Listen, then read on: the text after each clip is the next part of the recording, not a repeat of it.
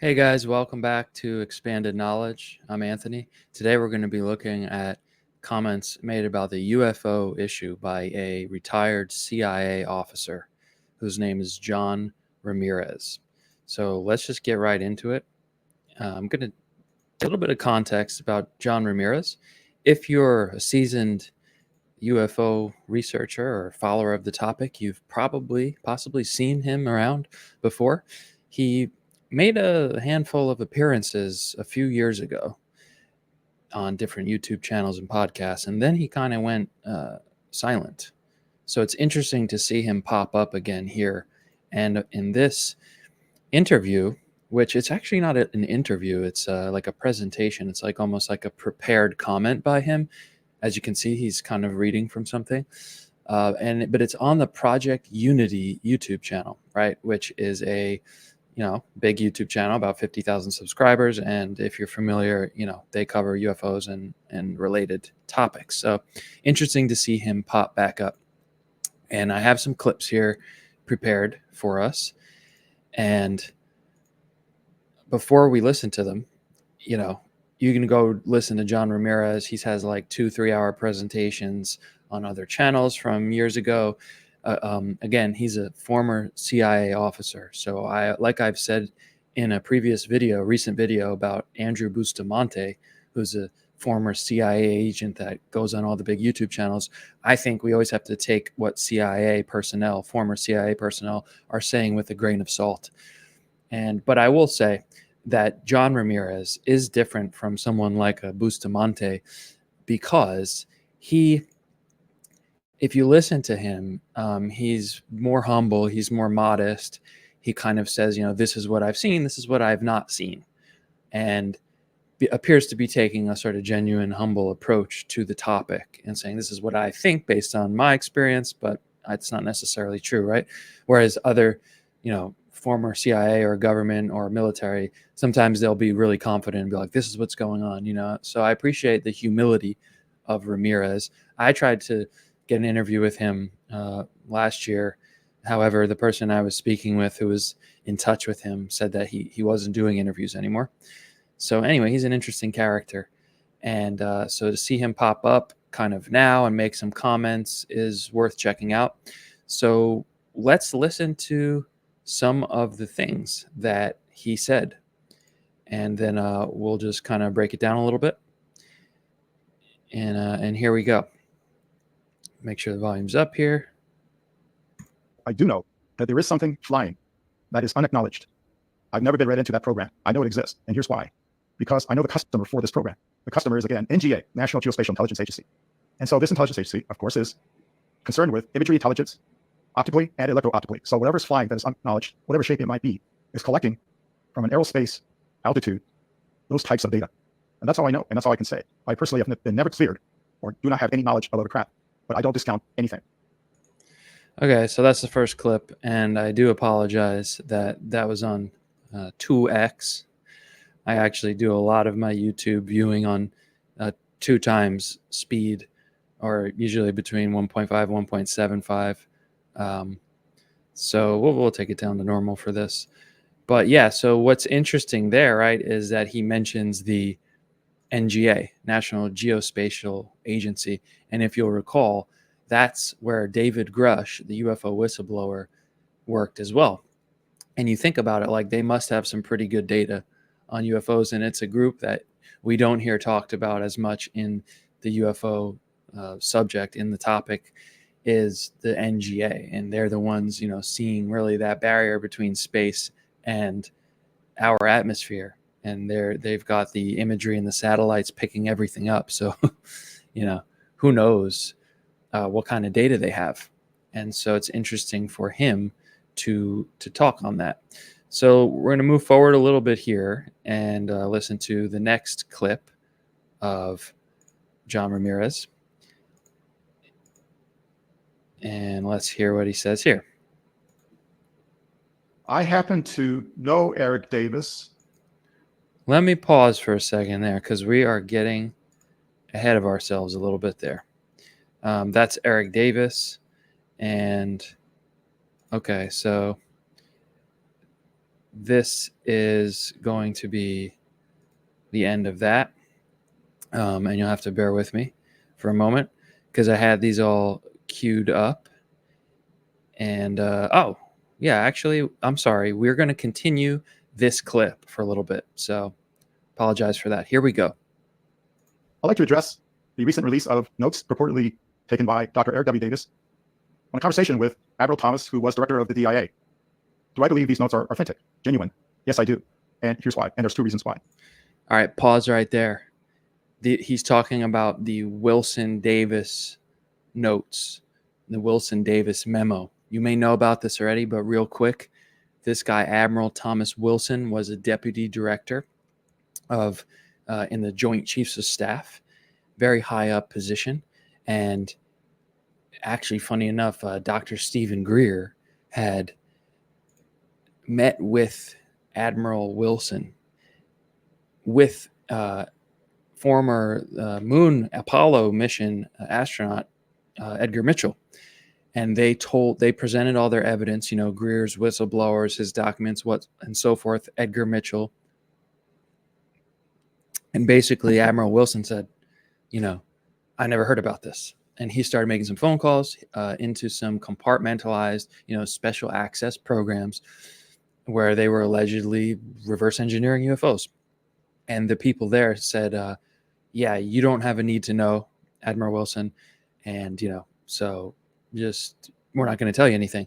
And Wilson was apparently really angry about it.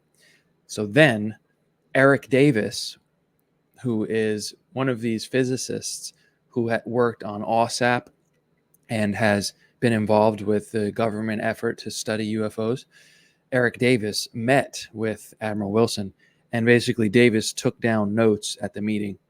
Years later, the notes leaked. There's been some, back and forth of if they're authentic or not. And now it's pretty much like there's never been 100% conclusive, like Wilson coming out or Davis coming out and saying like, yes, the notes are 100% authentic.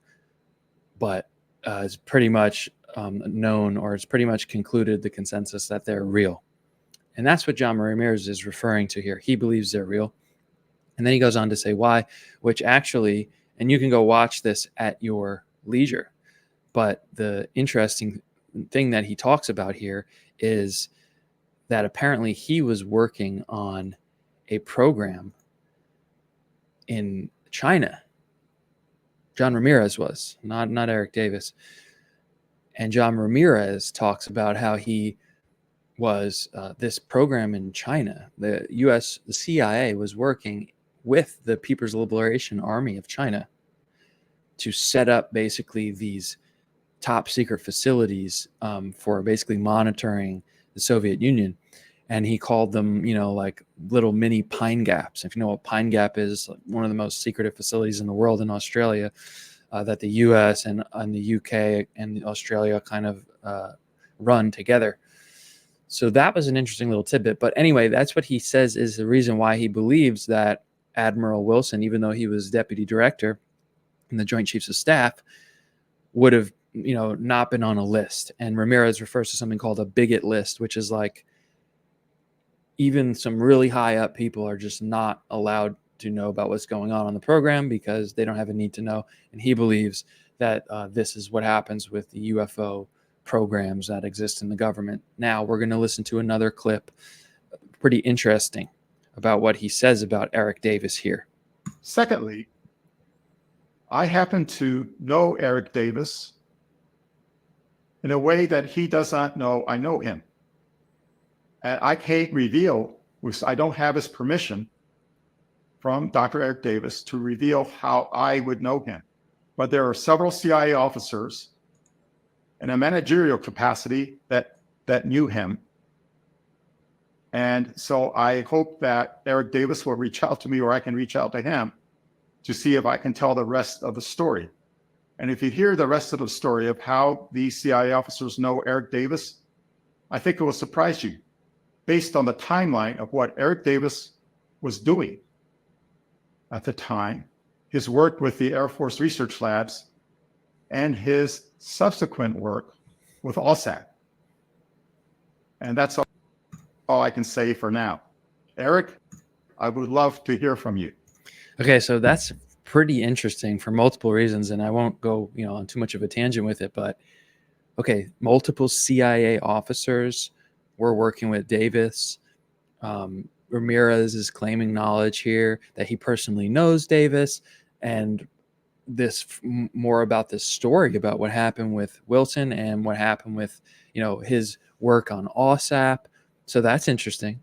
I don't know what that really means, but my red flag goes up a little bit because the CIA, if you studied the CIA, which has been something that I've kind of come to study more and more, and the documented history of the kind of shady things that they've done, I think that you can never just full out trust, that the CIA is like studying the UFO and handling the UFO issue, with the best interests of the public at mind. So the fact that Davis is apparently tied up with the CIA is cause for caution. I think we have to be very careful with the kind of information that we hear from the CIA or from any intelligence agency or person affiliated there with.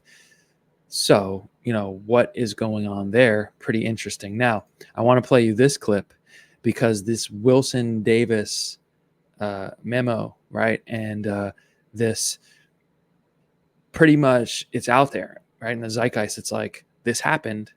There was a UFO program. Oh, and I forgot to mention to you, by the way, in the Davis Wilson notes, this is the juiciest part of it all. Admiral Wilson told Eric Davis that what he did eventually get to go to this special access program, and what he saw, he said, was not made with human hands. So that's like the big juicy nugget. Now, here is 2022, the first UAP, UFO hearing in Congress in May of 2022. This doesn't get talked about as much. It was the first hearing in over 50 years. And, obviously last year with Grush and Fravor and Graves, that's the big one, and that is huge. But it's interesting how this hearing happened, and it kind of went under the radar. And in this little clip here, a congressman named Mike Gallagher presses what was at the time the UAP task force, which is what Grush came out of ultimately. And he's asking them about the Wilson Davis notes, and then they get entered into the congressional record. So let's have a listen. And then finally, are you aware of a document that appeared around 2019, sometimes called the Admiral Wilson memo or EW notes memo? I am not. You're not. I'm not personally aware of that. Okay. This is a document in which, again, I'm not commenting on the veracity. I was hoping you would help me with that, in which a former head of DIA claims to have had a conversation with the Dr.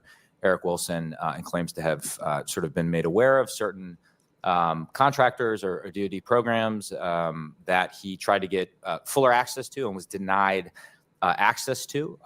So you're not aware of that? I'm not aware, Congressman. In my 10 seconds remaining, then I guess I just would ask, Mr. Chairman, unanimous consent to enter that memo into the record. Without objection. Thank you, Mr. Chairman. Appreciate it. So props to him and for pressing them. It's so funny, their response there, though. Just like, I'm not aware of that. Are you? But it's in the congressional record, right? And that's important, right? Look, if and when we have the next hearing, which I think should take place in the Senate under a fully authorized committee to subpoena witnesses, it's already in the congressional record. It already was stated in the hearing. You gotta bring Admiral Wilson on the stand. I mean, this is could be the easiest entryway into it, right? Bring Wilson on the stand and say, is this true? Did you go there? Did you see something that was not made with human hands? Boom, let's get the ball rolling, But, there's clearly the certain powers that are blocking what is happening. All right, so last clip here is the last minute and a half of John Ramirez's 30-minute presentation here. And he makes some interesting comments that have to do with non-human intelligence or aliens, whatever you want to call them, extraterrestrials, cryptoterrestrials, extra-dimensionals, however you want to phrase it or conceptualize it, and their role in our evolution. So let's take a listen. Now, as far as what the government doesn't know, And I'm sorry about the speed here. Let's put it back down. There we go. I addressed it. This phenomenon that seems to be malevolent or from strangers, I call it. The government, I think, is still grappling with that issue. And I say strangers in the sense that it is my personal belief that there are residents, visitors, and strangers. Residents being, I believe, entities that have been here long before humanity appeared, and in fact, may have had some hand in making us who we are today. Otherwise, we'd still be primates with bonobos, chimpanzees, and gorillas. We're not. We've been elevated. And I believe it is the residents who did this. And I know that's very controversial, but it's a personal belief. That's how I sort it out for myself. And the visitors might actually be from other worlds. And the strangers, I don't know where they're from, but it seems very frightening to read the accounts of people, documented people, who have experienced very disastrous effects, very tragic effects with their health from encountering the disturbing aspects of the phenomenon.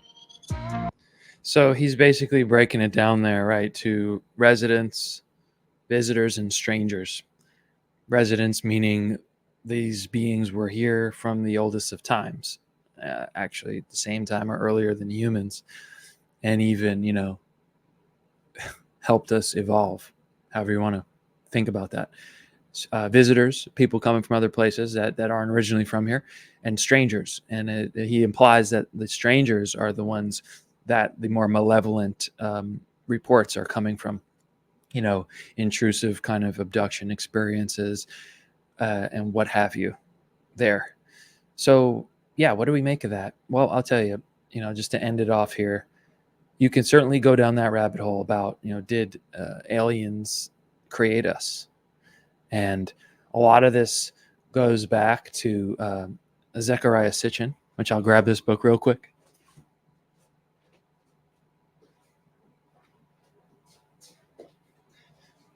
A lot of, in the last, 50 years, really originated from the book, The 12th Planet by Zecharia Sitchin, and some other authors around that time in the 70s, where he basically looked at the old Sumerian scriptures. And look, we could go on and on about this, and you may know about this already, but to keep it brief, the oldest writings that we have come from what is now modern day Iraq, and what we learn and call Mesopotamia, and from the civilization called Sumer, the Sumerians. And they wrote on clay tablets that they dried, and so that's where we get the earliest writings that we know about publicly that have been recovered in archaeology. And it's interesting, right? Because their creation myth of the oldest human civilization we've found of writings of, they say you can read it yourself. You can go on and get the translation, the raw translation, and it's called the Atrahasis, Atrahassis.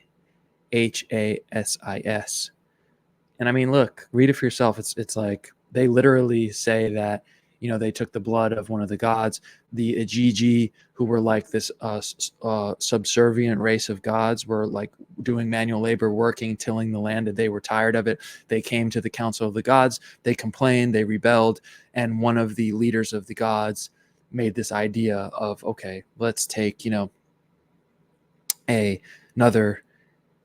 let's take this creature and mix it with the essence of the gods and create the humans. Now, of course, this could just be imagination and metaphor and what have you, but at the same time, I don't think it's crazy to think that this isn't some memory of maybe what happened back in the day. And I think, right, let's say we get to that point where the government or however disclosure will really happen, and it's finally established that there are these other non-human intelligent, higher intelligent beings that exist and, have existed for a long time.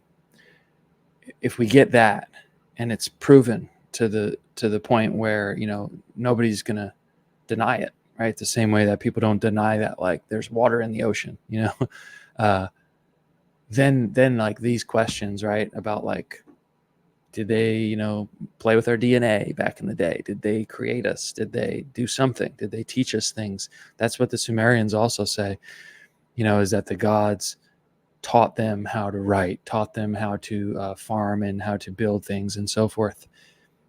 And then what do we think about those questions when and if we get that kind of a disclosure? It becomes less far-fetched and crazy. And like Ramirez says there, it's very controversial and it may be a hard pill to swallow, right? It's going to be. I personally think like that would be the kind of information that gets delayed. Like if the UAP Disclosure Act gets passed, the information about like human origins, I think they would probably delay that at least a bit because that's going to be a real hard one to swallow, especially when you get into the religions and all that.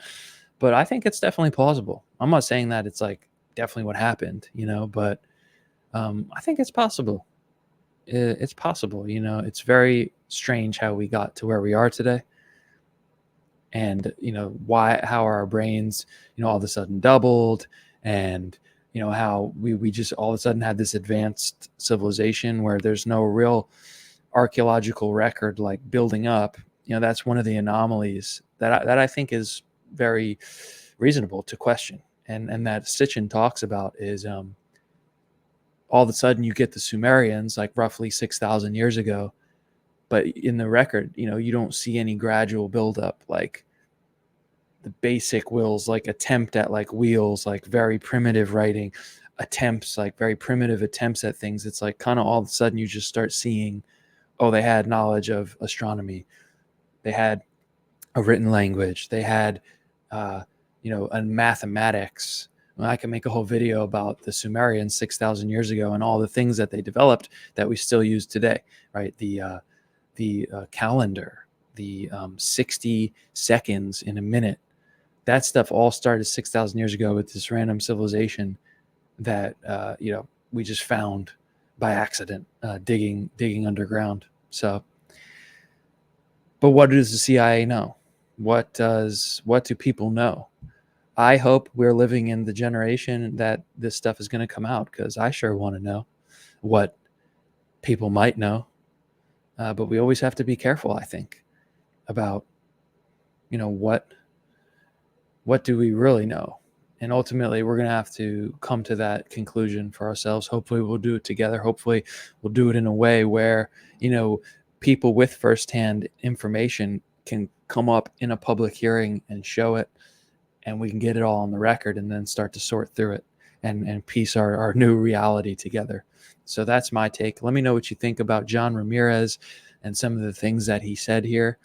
And I appreciate you. If you're new to the channel, it is appreciated to subscribe. I do this for enjoyment.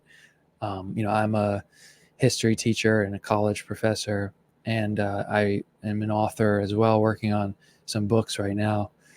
But I love doing the videos, and I love some of the engagement that I've seen, and just the fact that people out there can get some of this information, think about it, and move it around in the zeitgeist out there. So I do appreciate it if you like and subscribe, and to help the channel grow, so we could get more people also attracted to come on and do an interview.